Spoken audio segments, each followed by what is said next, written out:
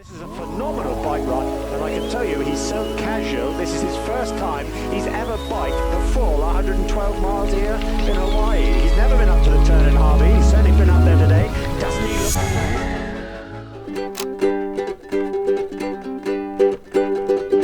look... Thank you for being a friend.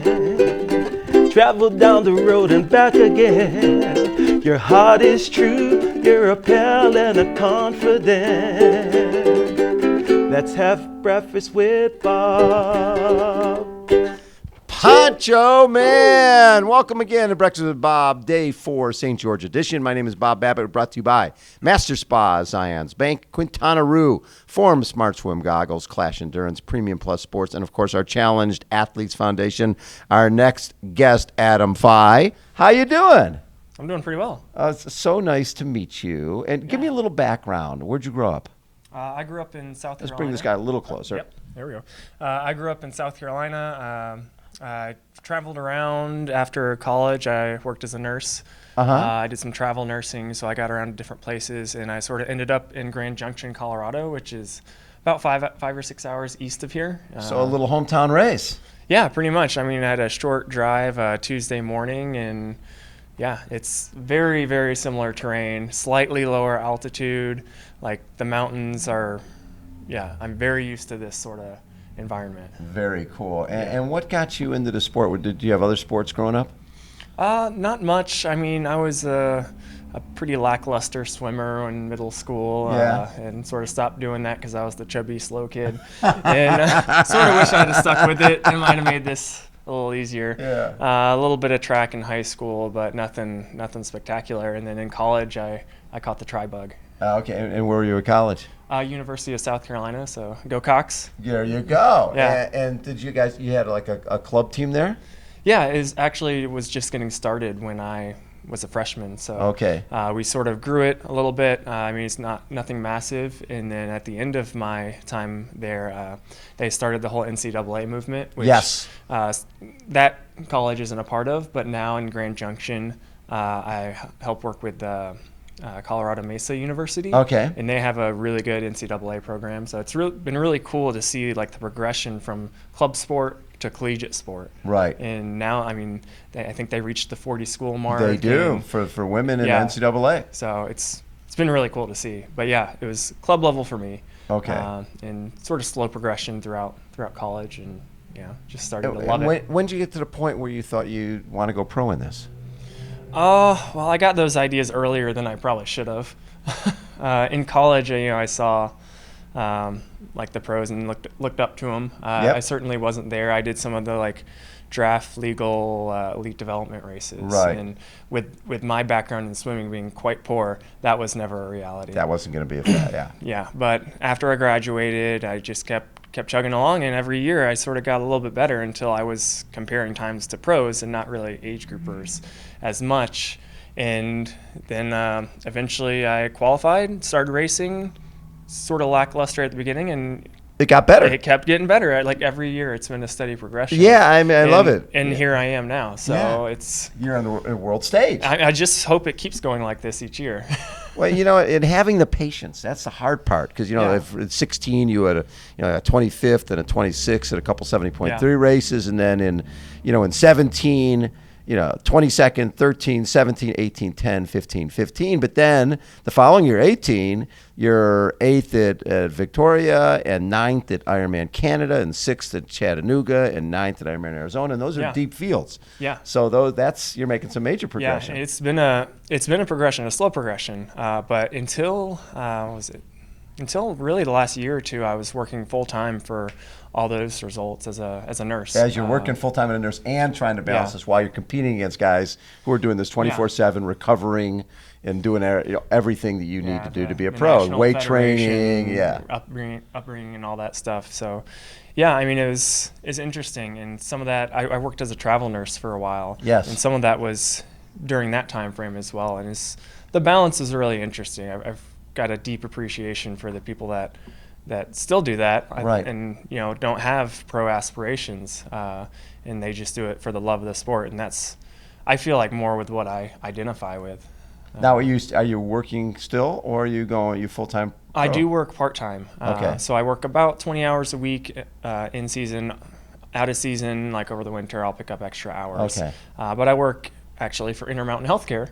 Very cool. Yeah, they've merged with the hospital system I work for. It's a local trauma center, and I work in the operating room. And the balance of that must be pretty cool because, I mean, you're doing really important stuff.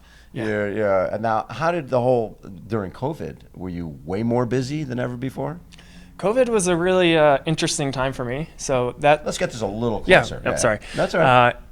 So beginning of 2020, Uh-huh. I sort of finished with travel nursing and decided I wanted to make a full go of it at professional triathlon because I had those good results in 2019 and I saw it's really just one more step. And I saw what those guys did and I realized if I had those resources, I really think I could do it.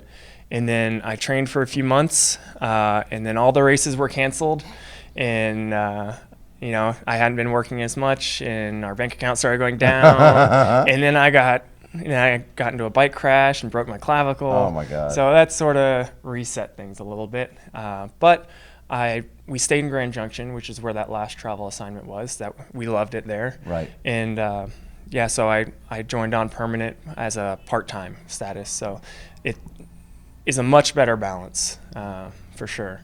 But then the nice thing is, I mean, when you're at work, that's important stuff. Yes, it is. And I bet you when you go out and ride and run, you realize that, you know what, the balance here is a good one because it's not like I'm sitting in a office somewhere doing something I don't like and where I'm not making an impact. Especially during COVID, you're making a big impact. Exactly. And the training part is great and the racing part is great, but the racing wasn't existent. I do think it keeps me from overtraining and getting some of those overuse injuries. I mean, it's not the perfect recovery, but it is a really good mental outlet for me. Yes. And it's better than when I first graduated, I did sort of a rotating day and night shift. And I worked in the emergency room, and that was hectic as it can get, pretty much. Now I'm in the operating room. It's a little bit more scheduled and controlled. I certainly see some very interesting things. My God. It's a trauma center, level 2 trauma center. So anything between Salt Lake City and Denver that's closer to us than it is to them, it pretty much comes to us. Wow. So a lot of stuff from Moab, a lot of orthopedic stuff. I'm on the orthopedic team. Oh, I bet technically, the people, climbers and things like that at Moab, mountain bike stuff. Oh, yeah. A lot of crashes. Yes. People do some crazy things. They do. It probably forces you to be a little more careful when you ride. Yeah, definitely. I've got that paranoia in the back of my head. It's thinking of what could happen. Which is a good thing. It is. You need to ride with your head on a swivel because you're right or wrong, that thing weighs 2,000 pounds. The car weighs 2,000 pounds and you don't, and you lose. Yeah, and I often have the discussion with coworkers at work, which one's more risky, road biking or mountain biking? Because we see both. Right. And it's like you would assume on a mountain bike, it's your own fault at least. Yes. But it certainly still has some associated risks. Big time. And road biking, well, it's not always your fault. When I crashed, the only crash I've had was that one in 2020, and I was ran off the road by a tractor. Right. And it was, not something you really expect to happen, but also not really my fault. Yeah, but stuff happens out there. So 2021, 9th at Cozumel, but just a sub 8 hours, 43:29, 4:18, 2:52:40. That is a solid race with a 9th place, but still, that's pretty the fields cool. have gotten deep, and it was really an admittedly fast day, but it was an okay race for me. I wouldn't put it up there with my races in Placid and Chattanooga, which are definitely nothing was quite as fast as that course in Cozumel that day. Right. Well, but still, Chattanooga was 8:18 and with a 2:58 marathon, and then Placid was 2:53 marathon, 8:39. Those are solid. Yeah, definitely. And the fields that those were up against I was quite satisfied with where I was at with 5th places in both Placid and Chattanooga, because those were top of the sport there, and pretty much all those guys are going to be here. But they are going to be here. What are your expectations for Saturday? It's hard to tell because I haven't raced this deep of a top field, of a world championship field. The only thing I have to compare to is Ironman Tulsa last year, which I had a couple of things go, not great for me. Right. I got 24th there, I think. Yep. So I think I could get in the money, which is top 15. I think if things really went, amazingly for me, maybe even a top 10, I wouldn't put it out of the question. But I don't like to put giant expectations on myself, so I'm a pretty happy guy at the end of the day, one way or the other. Now, is the family here with you? Yes. So my wife, I have a 4-year-old daughter as well. They both came, drove with me. My wife was able to get off work for that. Sweet. My parents are coming. Which is good because they still live in South Carolina, and so we took the granddaughter away across the country. Well, and then with COVID, they don't get to see. Yeah. Even if they wanted to travel, they couldn't. I'm sure that's tough for them. So it's good that they'll be here, and them being here will actually help us with the whole, watching the 4-year-old aspect of it, because childcare is not easy. No. Hey, best of luck, Adam. A pleasure to get to meet you. Yeah, I appreciate this. Yeah. All right, Adam Feigh has been our guest, everybody. Poncho Man, take us out. Thank you for being a friend. Travel down the road and back again. Your heart is true, you're a pal and a confidant.